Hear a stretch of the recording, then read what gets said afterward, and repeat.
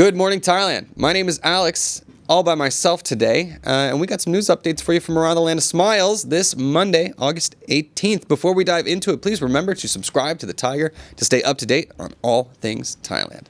Now, today, we'll be talking about the nationwide crackdown that saw over 1,000 cannabis shops shuttered over the weekend, visa overhauls that may impact Thailand's attractiveness to retirees, and a little later, a macabre case of a senator allegedly robbing a corpse. You heard that right. We will dive into that in just a bit. But before we do, a quick word from our sponsor, and that would be the one, the only, the Fazwaz. I know they don't like it when I pop their name in after I say terrible things, but anyways, that doesn't negate how incredibly amazing they are at what they do. If you need to buy, rent, or sell property here in Thailand, the land of smiles, they've got everything you need. Go check them out. They are the #1 real estate portal in Thailand. And by the way, we just went to the Dot Property Awards last week where they were big winners. So award-winning team, award-winning properties listed over there, and basically your #1 stop for all your real estate needs. So go check out fazwaz.com. All right, let's dive into our first story of the day, which is the big story that happened over the weekend. Thailand has forced the closure of over 1,000 cannabis shops in a major sweep. That's right, Thailand's Department of Thai Traditional and Alternative Medicine conducted a nationwide crackdown from June 16th to August 13th, targeting over 5,000 of the 18,000 cannabis-related businesses. The operation resulted in suspending 724 licenses, revoking 129, prosecuting 180 unlicensed operators, and permanently shutting down 1,079 shops. Authorities also seized nearly 981 kilograms of cannabis, conducted 116 seizures, and arrested 33 individuals linked to smuggling attempts via Suvarnabhumi and Don Mueang airports.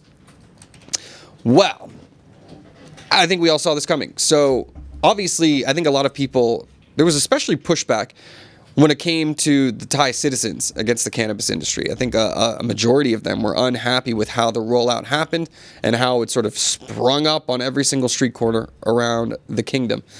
That being said, most store operators are legitimate store operators, which is why this sweeping review of thousands and thousands of cannabis shops only led to a smaller percentage, about 5 to 10% of them actually being shut down. So that means that most people are above board and doing things the way they are supposed to be done. That being said, if you are operating illegally, well, I guess you're going to get shut down. And many people are wondering, I got this question over the weekend. A lot of these shops, right, like they're small little corner stores. How are they surviving, paying their rent, just selling like a couple of grams a day or something like that? And the answer is usually in the form of some sort of illicit operation, be that, alleged money laundering or illegal exports to the West. And by the West, I mean typically Europe, where we've seen many, many stories of people smuggling kilos of cannabis in the airports. So, yeah, the crackdown is on. And again, crime doesn't pay. But hopefully this cleanup will allow a bit more of a legitimate take on how the scene is seen here in Thailand, and people who are operating legally and supporting the economy in doing so will be able to continue operation and provide this medicine as it is supposed to be to the public. And anyways, tell me in your comments, what are your ailments that would allow you to continue to consume? All right. Bishop says, okay, they went after the grimy ones. All right. Exactly. I don't think anybody's, crying too much over that, and there's still plenty. Like I said, I do all my shows at dispensaries. Every single one of mine is still up and running, not afraid of any repercussions because they're doing things by the book. Crime doesn't pay. Exactly, Damien. All right. Crime doesn't pay. Said the guy with 5 Ferraris. Fair enough. Maybe I'm in the wrong line of work. All right. Okay, so our next story, we're going to give you an update on the border tensions between Thailand and Cambodia. The Thai army is keeping the border posts and Cambodia border crossings shut amid its tensions. Thai troops continue to hold 11 strategic border checkpoints with Cambodia, including Pua Makua Tham Muan Thom Temple and Phra Vihir, seized during clashes between July 24th and 28th, according to Lieutenant General Bon Sin of the 2nd Army Region. Thailand has lodged a protest with the UN accusing Cambodia of violating the Ottawa Convention through the deployment of anti-personnel landmines along the border. Preliminary talks on landmine removal are scheduled in Malaysia ahead of a formal regional border committee meeting. As Hun Sen approaches retirement in late September, he expressed confidence in his successor to maintain strong border defense. Okay, so again, the landmines, not cool. Violation of international treaties, appeals to the UN. This is what's interesting to me, though. It's been controversial, right? Because Cambodia has wanted to use these international bodies to mediate the border conflict and the border disputes. Now Thailand is going to the UN directly. This is a complicated situation and one that doesn't seem to have any easy answers, except for the fact that I believe, as many others do, that this is political gamesmanship by the ruling parties of both sides, allegedly. Ways to use each other in this conflict as a means of solidifying and consolidating their own political strength. Which parties exactly that is, I will let you speculate, because I don't want to get in trouble, but I think that there is a strong case to be made for that, particularly on the Cambodian side. That I can say. Do Cambodian anti-defamation laws apply to me? Well, the borders are closed, so I'm not going anytime soon. All right. Yeah, let's move on before they come and break down the doors and arrest me. Our next story. Oh, God, never mind. We're staying on the subject. I'm going to jail. All right. Cambodia's quote-unquote White House journalist has been exposed as actually a private lobbyist. Surprise, surprise. A Cambodian media outlet presented one Michael Alfaro as a White House journalist and intelligence expert, showcasing him inspecting border barriers, but it turned out he's actually a lobbyist with no official affiliation with the government.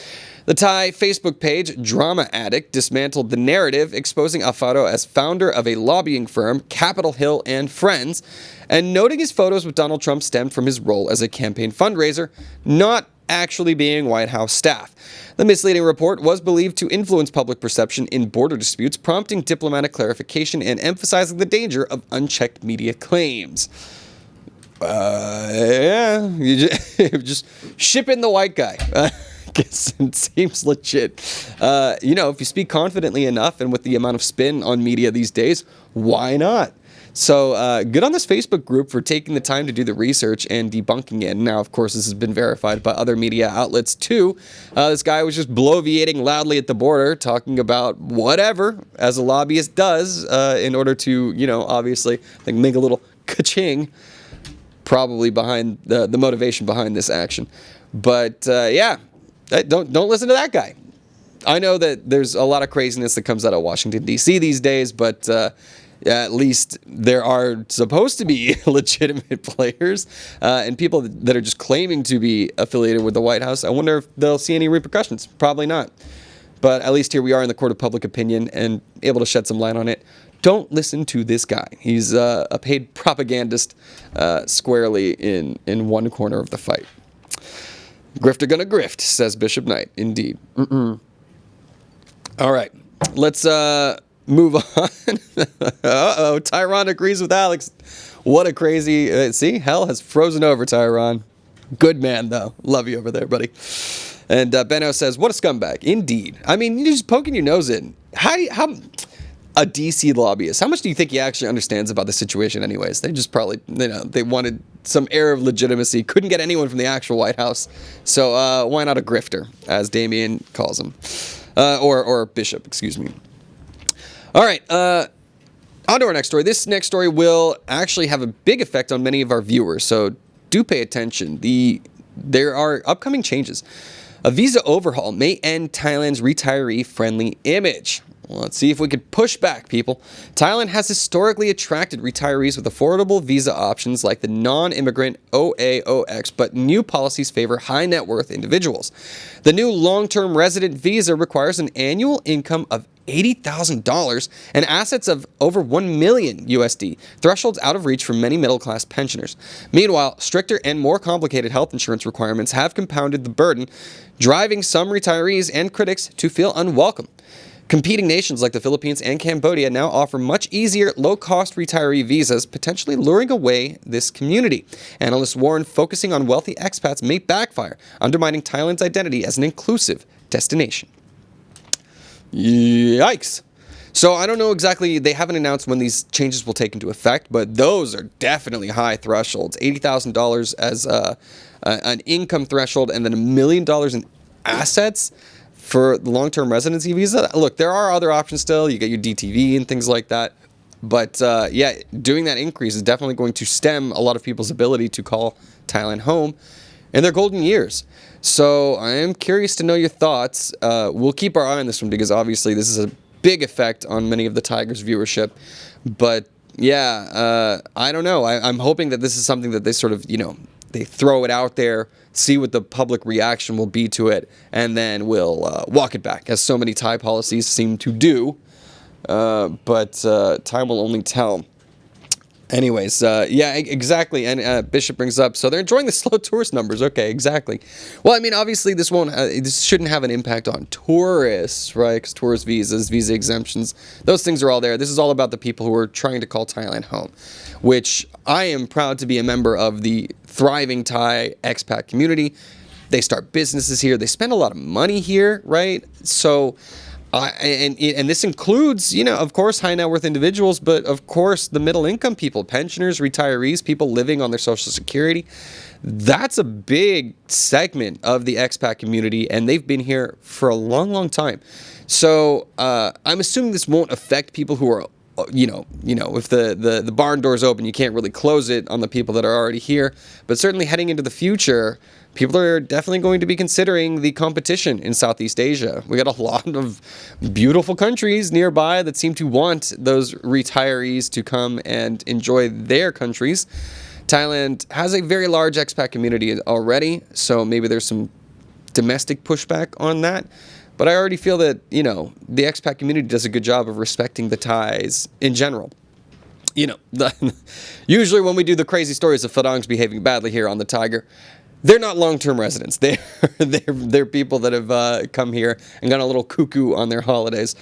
But yeah, as far as I can tell, we do a pretty good job supporting the country here. Danny Fan asks, when will that be again? And Pai Jasu says, where did you get that news? So the source was on ASEAN Now. Let me see if there was another source for this. Sorry, I'll have to find it now from... Yeah, I'm not sure exactly when it goes into effect. The source was ASEAN Now. I'll keep you posted. But like I said, I feel like this is just something that's been thrown out as a possibility and is not actually put into effect yet. So I'll keep you posted when I get more information, guys. Okay. Wu-Tang says, you won't be grandfathered in, Alex, if you don't meet the requirements. Bye-bye. Scary. I don't know. I'm on my work visa. Hopefully I can stick around. But we'll see how that goes. I mean, how are you going to prove, if you're retired, how are you going to be proving $80,000 in annual income?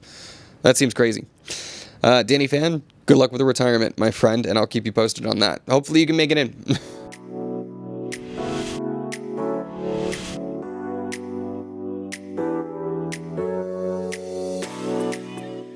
All right.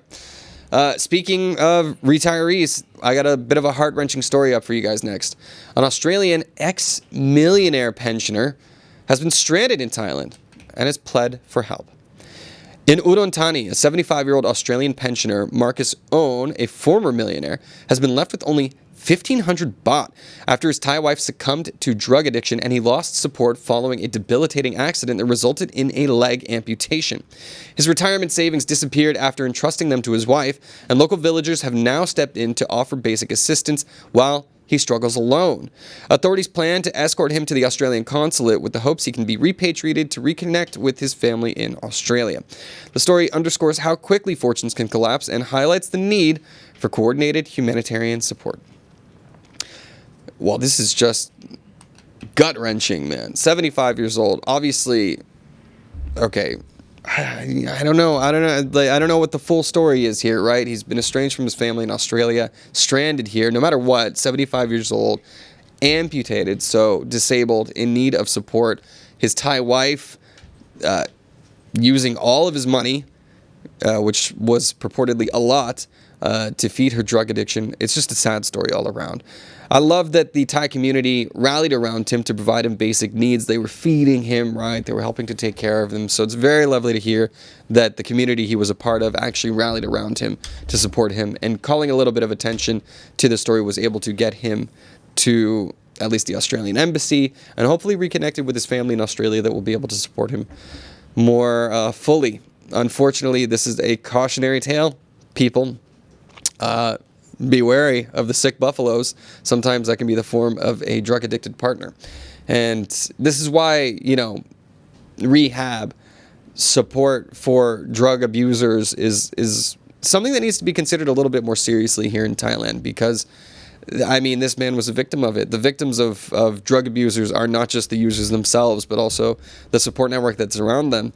In this case, this 75-year-old man. So, sad. Indeed. But, Bishop Knight says, you never give dope fiend access to a bank account. Indeed. An allowance, maybe? Okay, Jay's not here. We don't have advice on criminality today. But, that was a lot. Apparently he was a millionaire. Not anymore. Be careful. And he's lucky she didn't smoke herself to death. And who knows, man? According to the story, the wife's not really in the picture. So I'm a little unclear as to where she is. Hopefully the community is able to give her support to kick the habit. But I think if I was a husband, I probably wouldn't want much to do with her anymore after all that. Teddy Bear says, so now the drug lord's a millionaire. Not him. Sad. No doubt. And, the world keeps spinning. Unfortunately, and crime does pay for some. Sad. Okay, well, we're going from sad to macabre, everybody. Here's my creepy story of the day. A senator is under fire for allegedly plundering a corpse just a couple of years ago. That's right, a senator is now under investigation after being accused of stealing valuables from the body of a car crash victim in 2021. Gruesome footage, guys. CCTV footage showed him and another man at the crash site at the Bang Na Expressway, where items, including phones, a Louis Vuitton bag, a gold necklace, and cash went missing. The senator confessed to taking some items, returning only the bag and one phone. Where's the rest of it? Though the case is ongoing, the Election Commission says he can remain in office. Yikes. But the Senate Ethics Committee may still assess whether his conduct breaches professional standards. What? You don't say? He already admitted to it. There's video footage of it. What are we doing here? This is absolutely insane story. Dude, what do you even think? You're a senator. What do you need that stuff for? Also, what was this guy doing with so many valuables on him as well? LV bag, gold necklace, cash, phone. Was this a hit and run? Was this targeted? I got to know more about this story. I want to keep my eyes on it. But allowed to stay in office despite these allegations and his confession to having taken some of these items. Baffling to me. So, it wasn't grave robbing. It was still at the scene of the crime. So he was messing with a body where there was supposedly supposed to be an investigation. I'm hoping that shining a little bit of a light on this story will bring some more answers because I know I want them. But, curious. Thoughts in the comments? Is it cool? He wasn't using it anymore, right? What did he need the LV bag, right? He's gone now. Jesus Christ. There you go. Bishop Knight said it. They're not going to need it anymore. Did he know the guy? Was he just walking by? Was he Anyways, I got to know. I was a bit shocked by what was going on there. Moving on. I'm very proud of how I pieced these stories together because one thing sort of leads into the next, and unfortunately we got a Pattaya story, guys. And rarely do I have fun news about Pattaya. I gotta switch that up. But our next story is about 5 who were injured in a Pattaya motorcycle crash along the rail line. That's right, on August 16th, just a couple of days ago, a collision involving multiple motorbikes at Soi Noan Plobuan in Pattaya's Nong Prua district injured 5 riders. Rescue teams found one flipped Honda Scoopy and 2 Honda PCX bikes carrying Middle Eastern tourists at the scene and treated them before hospital transfer. Eyewitnesses said that 3 Thai women were riding abreast and collided with a tourist group at an intersection along the railway line road. Police are reviewing CCTV footage to clarify the sequence and cause of the crash. Okay, so let's reserve judgment. I know a lot of times people want to go and place the blame on the tourists or whatever, or even just on the Thais, something like that. We don't know exactly what happened yet, but let's reserve judgment. Fortunately, no fatalities in this one. People were able to be rushed to the hospital. But again, just serves as a warning. Be careful. You're driving at night. Often it's like rainy conditions. Who knows how experienced people are on their bikes. So defensive driving is absolutely key and paramount. And damn it, wear your helmets, okay? Everybody, I know that enforcement is a little spotty in Thailand as to who wears helmets and who doesn't. It's your own personal safety, right? Like, there's absolutely no excuse for, driving in potentially dangerous conditions and not preparing for the worst. So stay safe, everybody, and just let this be another warning to be defensive out there and just follow your gut. Bishop asking, did they say there were 3 deep on a scooter? It would not surprise me. I was unsure. It did say 3 women riding abreast. I've seen 3 people on scooters many, many times in Thailand. Not a good way to get around for safety. So yeah, don't do that either. Are there laws on the books? Is there a limit, Tan? How many people can be on a scooter? I think maximum just 2. Maximum should be just 2, right? Like, I've certainly seen the circus bikes go by where there's like 4 people balanced and like holding each other off. But Workout from Home says I've seen 5 deep on this show. Yeah, we've definitely reported that before. But only 3, says Teddy Bear. At least it wasn't 6, which is also not unheard of. But yeah, be careful, everybody. All right, our last story. Is this a feel-good story? You got a feel-good news for me? Let me get a graphic. I got one feel-good story. Fazwaz can have one sponsorship today. Go on then. Let's go. Feels good, man. It feels good, man. All right, cool. I think this feels good. I don't agree with it entirely because I wouldn't participate in it myself, but apparently the alcohol-free movement has picked up among Thai teens. Good for you, Thai teens. Alcohol consumption among Thai youth ages 15 to 24 dropped from 34.7% in 2021 to just 24.8% in 2024, reflecting a global shift towards sobriety. A survey revealed that 72.3% of teens now favor alcohol-free activities, especially during Buddhist Lent, as parents supervise longer and societal values evolve. Campaigns like Active Youth, the coolest choice is to stop drinking, hosted by the Thai Health Promotion Foundation, are being rolled out to reinforce this trend and reduce risks like drunk driving. Experts caution that proposals to relax alcohol laws could reverse progress if not managed carefully, urging continued community support for healthier lifestyles. Okay, good for you if you're on your alcohol-free journey. I'm not. Sorry, cheers. And I'm also interested to see how this will play out with, as was mentioned, the rollout. Alcohol laws are about to change, and there's going to be allowed more and more advertising, which I'm curious what kind of impact that will have. But this reflects a growing trend that is not just happening here in Thailand, it's happening all over the world. In America, this is also particularly true. People are drinking a lot less. And a lot of people are attributing that to the availability of things like cannabis, where there are people who are choosing that to use as a substance rather than alcohol, which, I mean, guys, if we're being honest, I know we're all drinkers here. A lot of us are drinkers here. Alcohol certainly leads to more dangerous situations, more embarrassing situations, more mornings after where you're like, what the hell did I do? So I cannot fault anybody for trying to go on this alcohol-free journey, and I think it's a good thing, obviously, for longevity and for health. I'm here for a good time, not for a long time. I don't know about you guys, but I think it is an interesting development to see here. Any of our Thai youths not drinking? No, we're all drinking in here. Okay. Damien's having a beer right now. Cheers, my friend. And don't worry, the Tiger Thai youths still cool. Just kidding. All right, you're cool if you don't drink. You're cool if you. It's fine. It's fine. No matter. To each their own. All right. And Elliot says in Singapore they have this thing called coffee party, which occurs in the daytime at coffee shops. We actually just covered one of these. We did a coffee rave. Where was it? What was the name of the place? Do you remember? Dusha Coffee. Yeah, go check them out. Coffee is also a fine substance to abuse, if you can call it that. It's nice. But Workout from Home says more breweries are making 0% options. Waiting on Chang. Why would you want Chang? Sorry, excuse me. Not for me. And Thailand Timmy says, I gave up Guinness for cannabis. Good for you, Timmy.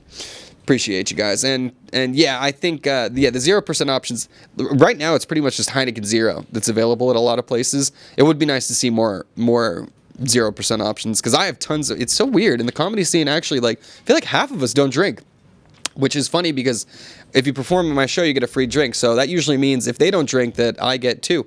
So if you're not drinking and you want to perform at a comedy show, come see me, and you can get me another one. All right, guys. Let me wrap up the show real quick, then I'll dive into the comments. Thank you for watching, guys, this Monday edition of Good Morning Thailand. You can always go to thetiger.com to stay up to date with all of the news updates from around Thailand. We do, there's like 50, 60 articles a day. There's a lot to catch up on. And you can always join the conversation over at ASEANnow.com, which is Thailand's largest expat forum. Keep the comments coming, because we'd like to hear what you have to say. Don't forget, this is a live show. We do the show every day at 9:30 a.m. weekdays, I should say. And if you don't catch, we talk more about what's going on in the world. I get into the comments after the show, so you can check it out live. And if you want to see the live show without actually being in a good time zone for it, you can become a member by clicking that little join button next to the subscribed button on your YouTube interface there, and you'll be able to see the live shows like my mom does. Hi, Mom. She loves a good shout out. And you'll be able to catch all of the action that way. For now, I will dive into the comments. We'll be back again with you tomorrow. Is Jay back tomorrow, by the way? Not yet. Jay's back on Wednesday. So little old me again to bring you the news. Until then, I'll see you. And for now, diving into the comments. If you like that story, please like and subscribe. And for more Thailand news, follow us on Instagram, YouTube, or TikTok at The Tiger, or you can go to thetiger.com and join the conversation.